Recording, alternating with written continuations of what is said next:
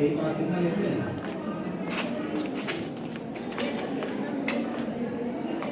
Students, intermediate biology practical के इस series में आज हम वाइवा प्रैक्टिस करेंगे। जो बच्चों ने प्रोजेक्ट बनाया है उसको लेकर प्रैक्टिकल इनके सारे एक्सपेरिमेंट करा दिए गए हैं। अब सिर्फ इनकी वाइवा प्रैक्टिस हो रही है। तो आज के वाइवा में हम कुछ ह्यूमन हेल्थ और डिजीज़ चैप्टर के क्या क्या क्वेश्चन आपसे पूछे जा सकते हैं उनकी प्रैक्टिस पूछ करूँगा। आपने जो प्रोजेक्ट बनाया मलेरिया, क्या होता है काटने से होता है। इस मादा के लार में प्लाज्मोडियम नामक प्रोटोजोआ उपस्थित होता है और जब किसी व्यक्ति को ये मादा काटती है मच्छर, तो वो जो उसके लार में प्लाज्मोडियम उपस्थित होता है वो व्यक्ति के रक्त में मिल जाता है और सबसे पहले ये यकृत में कोशिकाओं को क्षतिग्रस्त करना प्रारंभ करता है। उसके बाद ये हमारी आरबीसी पर अटैक करता है और अगर ज़्यादा मात्रा में आरबीसी का ह्रास हो गया तो व्यक्ति की मृत्यु हो सकती है। बाहर से देखने पर कैसे पता चलेगा, बिना चेक कराए कैसे पता चलेगा कि मलेरिया हो सकता है? व्यक्ति को भूख नहीं लगेगी, कब्ज की समस्या होगी और उसे बेहोशी जैसी हालत हो जाती है, उसकी कमजोरी होता है। उसके उपचार हम करते हैं, मच्छरदानी का इस्तेमाल करते हैं। और मार्केट में ऐसी कई सारी चीज़ें उपस्थित हैं जिनसे हम मच्छरों से बचाव कर सकते हैं, परंतु हमारे स्वास्थ्य के लिए सांस लेने में हमें तकलीफ होती है उससे। तो मच्छरदानी एक अच्छा उपाय है और जब ये रोग हो जाता है तो हम कई सारे जैसे क्लोरोक्विन है और ऐसी कई सारी दवाइयाँ हैं जिसका हम उपयोग करते हैं। और हम क्या कर सकते हैं अपने घर के आसपास? और हम गड्ढे को, नालियों को जहाँ पे ज़्यादा मात्रा में पानी उपस्थित होती है, क्योंकि जो मादा मच्छर होती है वही इंसान को काटती है और नर मच्छर पानी के आसपास होते हैं अपने भोजन के लिए। तो मादा मच्छर वहाँ पे जाती है और उनसे मतलब उनके साथ संबंध बना के अंडे देती है वहीं पे। तो इस वजह से हमको पानी, जल जमाव जहाँ पे भी होता है वहाँ पे उसको रोकना चाहिए। वहाँ पे हमेशा समय समय पे नालियाँ साफ करते रहनी चाहिए, गड्ढे की सफाई करनी चाहिए। बहुत ही अच्छा। नाम बता दो अपना एक बार। मेरा नाम अंशिका चौरसिया। अंशिका चौरसिया, बहुत ही अच्छा। वंशिका, मनशिका, अच्छा, बहुत अच्छे से वाइवा दिया। इसी कॉन्फिडेंस से वाइवा देना है आपको एग्जामिनर के सामने भी, ठीक है बेटा? चलिए नाम बताइए अपना बेटा। मेरा नाम चालू जायसवाल है। चालू जैसे थोड़ा पास। आपने क्या तैयार किया है वाइवा के लिए? कोई टॉपिक बताइए, उसी से क्वेश्चंस होंगे। हेपेटाइटिस। तो सबसे पहले तो मुझे आप ये बताइए कि ये बीमारी कौन सी बीमारी है? बैक्टीरियल है कि वायरल है कि फंगल? किस टाइप का रोग है ये वायरस है। वायरल बीमारी है। क्या होता है इसमें सिम्टम्स? ये लेके बताइए आराम से। ये बीमारी जो हेपेटाइटिस द्वारा कीटों में फैलती है। आराम से घबराओ। इसमें विभिन्न लक्षण देखने को मिलते हैं, जैसे चक्कर आता है, बुखार होता है और यकृत की कोशिका लीवर कोशिकाएं। लीवर की आकार में वृद्धि हो जाती है। इसकी वजह से क्या हो जाएगा? भूख नहीं लगती है और कुछ भी? यूरिन पीला। ठीक। क्या होता है कि यूरिन पीला हो? क्योंकि हमारा जो लीवर होता है वो थोड़ा तेज बोलो। ग्रहण होकर के इसकी आकार में वृद्धि हो जाती है, इसकी आकार में वृद्धि हो जाती है और इसलिए हमें ये बीमारी है हेपेटाइटिस। वायरस से होने वाली किसी और भी दो बीमारियों के नाम बता दो बेटा, जो वायरस से होती हैं।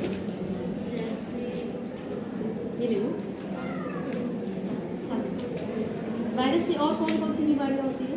एक तो हेपेटाइटिस बताया है आपने, दो और बताना है।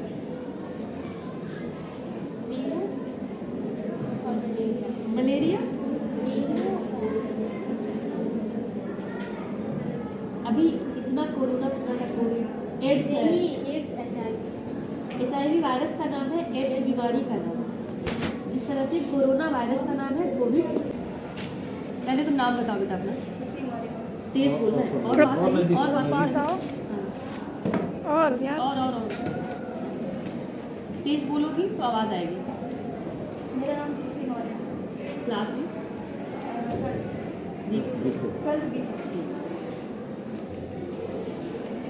DNA का फुल फॉर्म बताओ। पकड़े रहो, करते ये रहो। सही आप DNA की विशेषता क्या है? क्या है ये? DNA हमारी कोशिका में कोशिका के केंद्र में पाए जाने वाला एक जेनेटिक मटेरियल है ठीक है। डीएनए को हम पॉलीन्यूक्लियोटाइड भी कहते हैं, क्यों? क्योंकि इसमें थोड़ा बढ़ जाओ आगे। क्योंकि नाम कई से देखो। न्यूक्लियोटाइड न्यूक्लियोटाइड चेन बनाते हैं, श्रृंखला बनाते हैं, तो उसे एक साथ पॉलीन्यूक्लियोटाइड कहते हैं। न्यूक्लियोटाइड क्या है? न्यूक्लियोटाइड जिसमें नाइट्रोजनी बेस और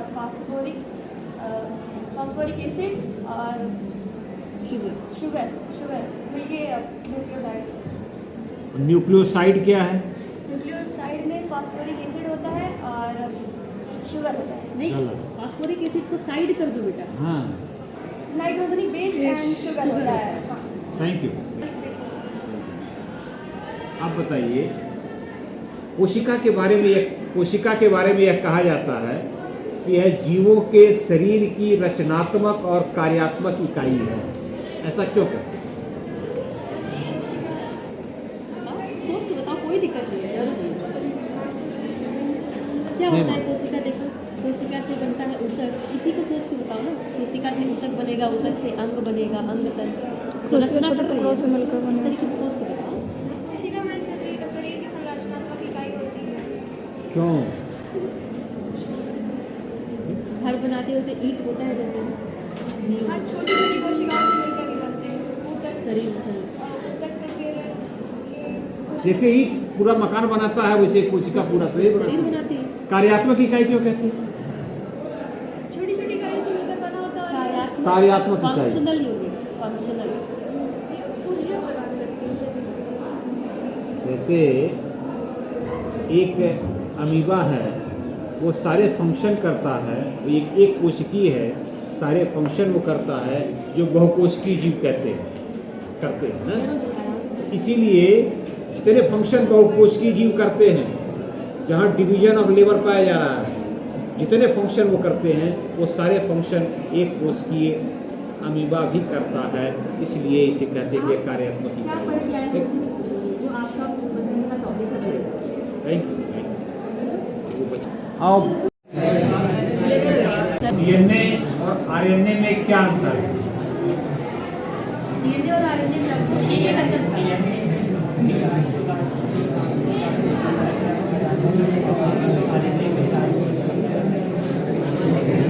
उसका अंतर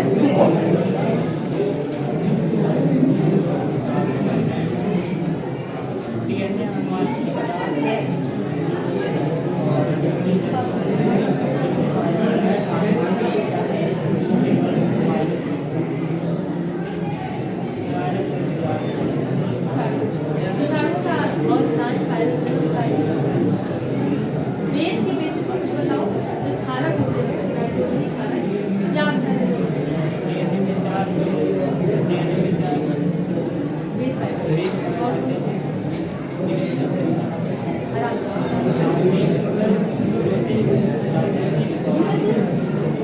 ये मेरे यूएस में है।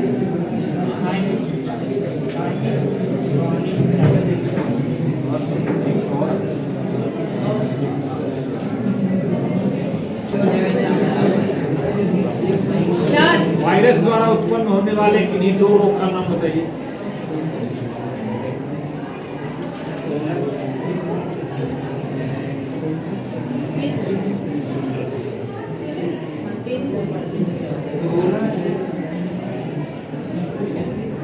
आस-पास देखो, जब लैब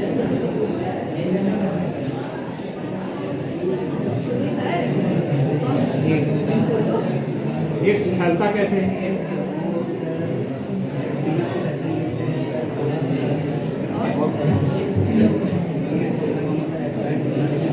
फैलने का एक पॉइंट बताया, दूसरा पॉइंट बताओ।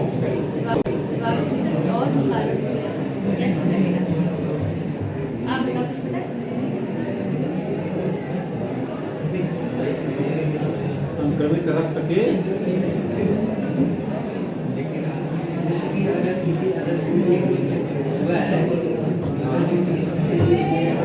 प्रोटेक्शन की बात छोड़ दो, तो तुमने कह दिया। और भी कोई कारण, कोई भी द्रव अगर निकलता है रक्त में आ गया कहीं से भी, नेक्स्ट किस नाम बताओ अपना और विकास चौधरी। किस पे पूछा जाए आपसे, किस चैप्टर, कौन सा चैप्टर आप होता है? सर मैं फाइल बनाया हूँ एड्स एड्स। एड्स पे पूछना है। पूरा नाम बताइए। ये ले लो, लोग की आवाज़ कीजिए बेटा, कुछ तो खास लग रहा है। Human immunodeficiency. अच्छा, क्या करता है मान लो HIV शरीर में प्रवेश कर गया, क्या होता है, क्या कर देगा ये कि आदमी एकदम कमजोर हो जाए? ये जो हमारे एंटीबॉडीज है उसको डायरेक्ट प्रभाव करता है। इसका नाम बता सकते हैं? HIV कोई एंटीबॉडीज जो है जो हमारे इसको ये प्रभावित कर रहा है। नाम बता सकते हैं? ये कहा जाता है कि अगर कोई संक्रमित व्यक्ति है, उससे हाथ मिलाने से, गले मिलने से, है ना, ये नहीं फैलता। क्यों? बहुत अच्छा, चलो तुम इसको उसकी तो कहाँ से बताया था ये सब? बहुत अच्छा। इधर करो, मैं अटक करूँ। आज हमने देखा कुछ वाइवा के क्वेश्चंस को, सर ने HIV से रिलेटेड क्वेश्चंस को पूछा है, DNA RNA में हमने डिफरेंसेस क्या होते हैं इसके बारे में भी जाना। तो अपने वाइवा के लिए आप DNA क्या है उसका फुल फॉर्म क्या होता है, RNA क्या है उसका फुल फॉर्म क्या होता है, DNA RNA में आप जितने डिफरेंस पढ़ सकते हैं बेस के अकॉर्डिंग या फिर उनके स्ट्रक्चर के अकॉर्डिंग आपको सारा पढ़ के आना है। इसके अलावा DNA रेप्लिकेशन, ट्रांसक्रिप्शन, ट्रांसलेशन का भी डेफिनेशन पढ़ लीजिएगा, ये भी पूछा जाता है। प्लस आप ह्यूमन हेल्थ और डिजीज़ में कम से कम 2 बैक्टीरियल, 2 वायरल, प्रोटोजोवन, हेलमेंथिक जितनी भी बीमारियां हैं उन सब के उदाहरण याद करिएगा विद पॉजिटिव एजेंट, किसके वजह से बीमारियां होती हैं ये भी नाम आपको याद करना है। इन सबको करने के बाद जब आपकी स्पॉटिंग होगी तो उसकी प्रैक्टिस हम कल करा ही देंगे कि कैसे स्पॉटिंग की जाती है। फिर आप अपने वाइवा के लिए पूरी तरीके से तैयार रहेंगे, प्रैक्टिकल के लिए तैयार रहेंगे, सिर्फ आपको अपने थियरी पे ध्यान देना रहेगा। सो